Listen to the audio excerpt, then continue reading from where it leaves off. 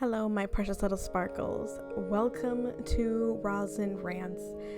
I was considering putting this in the psychology discussions, but I feel like this needs to be said. This needs to be more of a rant, especially the more and more I thought about it, the more of the Emiru situation, the more frustrated I got thinking about it, because one of the things I really care about is kindness, everyone being, just trusting each other, being safe, and, just things like that. And the whole thing that happened with her is very frustrating. I'm trying not to talk fast and slow down and not get too built up, but all of that is very infuriating, especially since Twitch, one of the first thing that I saw was that they gave Iron Mouse a lot of support for the foundation that she works with, the charity, but then this happens where another one of the people that they work with and support, nothing at one of their big cons. And then the things that I'm just hearing that they're also doing is just, yeah.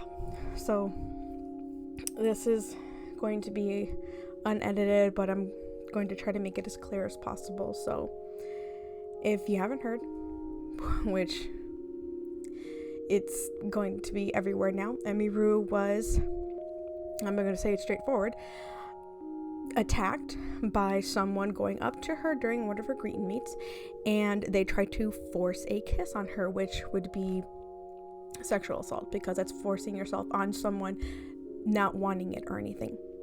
That was her safety in jeopardy.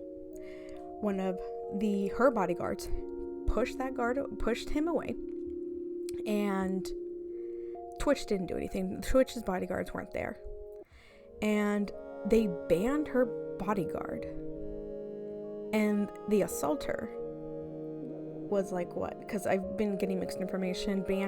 His Twitch account got banned for 30 days. And I really hope she tries to, if she hasn't already, sue the guy. And I have so many other comments about the legal system, but that's another story. But that's terrible. That is terrible that, for one, it happened to her, but I'm not surprised because of the way society is, where these things unfortunately happen. They happen to women, but it does happen to men. But it mostly does happen to women. And because these things happen, what ends up happening is that people end up in this thing called a shock. The reason that when you watch the video, she's like, wait, what? She doesn't push the guy away because people everywhere are shocked. The people are in shock. Wait, what? They stop. They don't react because, like I said, they're in shock. Their body is processing. Their mind is processing. Wait, what is going on? The reason the bodyguard reacted is because, one, they're paid to do that. Two, they're desensitized to these things. They see this stuff happen all the time. They know how to react. They're, one, used to it. Two, they're trained to react this way. So then they just know, they don't have this freeze response anymore, or not as much. So they are able to respond like that. So, done. The other thing is called the bystander effect, where when there's a room full of people or a lot of people around and they see a negative event happen, so not just this happening to her, but if someone's, let's say, sees a building on fire, or sees someone getting attacked, and there's a bunch of people standing around, not everyone is going to respond oh, get the cops, oh, call the fire department. They're going to look at each other and be like, what's going on? Is someone going to do something? I don't know. Again, it's that freeze response.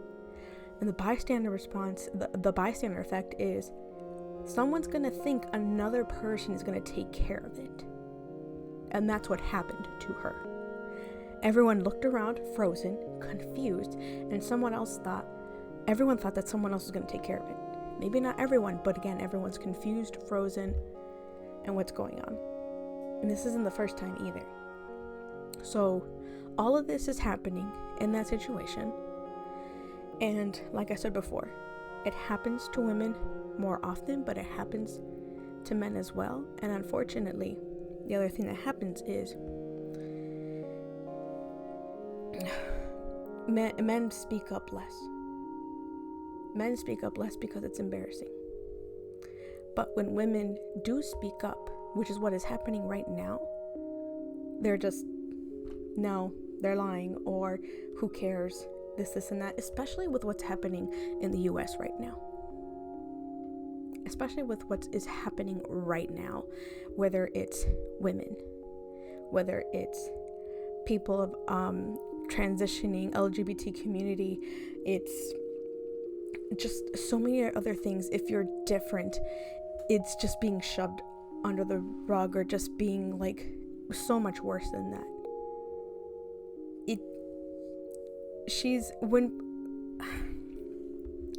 Now that she's speaking out, because this event happened and she remembers another scarier event is also happening, she's now even more terrified about her safety.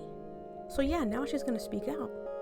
She doesn't want this to happen anymore. People get to a point where they're just done, or even more scared to be like, it's like the whole cornered rat thing. They'll run until they're not running anymore, then they bite. And this is her biting.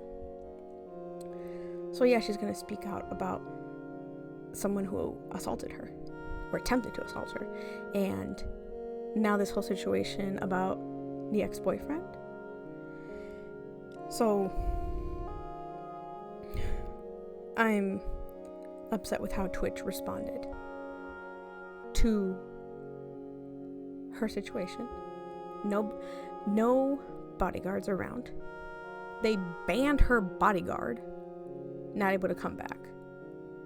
And not just her, but other people in the same situation. And they didn't even do anything to the assaulter. Not enough to him.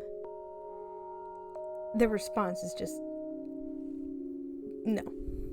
I understand everything that's going on, but it's just not acceptable. It's not acceptable, and that's just putting it very lightly.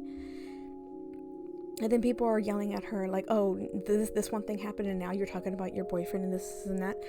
Yeah, she's going to talk about it, because you get to a point where you just can't take it anymore. Yeah, that happens. You can only take a beating so much until you get to a point. So yeah, personally, I think, yeah, she should do something about the situation that happened to her. The whole boyfriend thing and people getting in the middle of it, that's her and the boyfriend, because we can only distinguish so much about someone else's relationship. I do feel bad for her.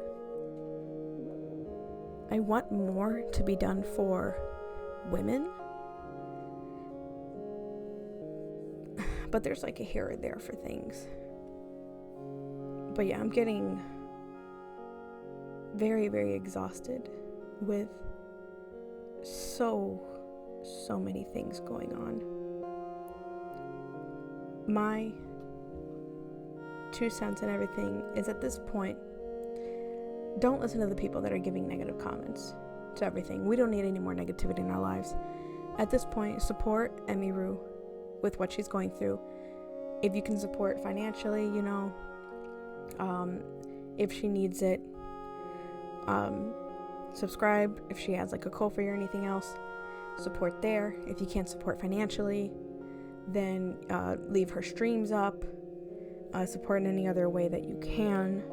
And by that I mean, like, saying like hi in chat, say that you're there for her, words and quality time. So being there is always a way of support for someone, knowing that you're there when they feel the most vulnerable in the most difficult situation.